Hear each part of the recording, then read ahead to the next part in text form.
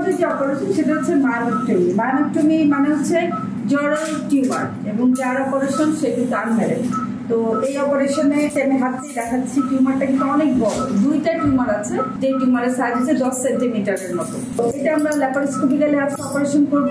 সঙ্গত কারণে আমরা অপারেশনের ভিডিওগুলো দিব না। আসলে আমি অপারেশন করার পর যখন টিস্যুগুলো বের করে নিয়ে আসবো তখন আমি আবার দেখাবো। অনেকে ধারণা যে বড় বড় টিউমার অপারেশন করা যায় না ল্যাপারোস্কোপি দিয়ে, অথবা জরায়ু টিউমার হলে জরায়ু ফেলে দিতে হয়, জরায়ু রাখা যায় না, এটা আসলে ভুল ধারণা। তো আজকে আমাদের এই অপারেশনটা ইনশাআল্লাহ আমরা শুরু করবো।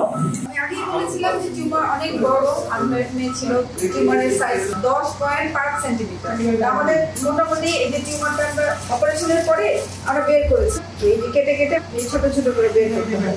সুতরাং বড় বড় টিউমার অপারেশন করা ল্যাপারোস্কোপ দিয়ে সম্ভব না, এগুলো ভুল কথা। আমরা অনেক বড় টিউমার অপারেশন মাত্র আমরা শেষ করলাম। ধন্যবাদ।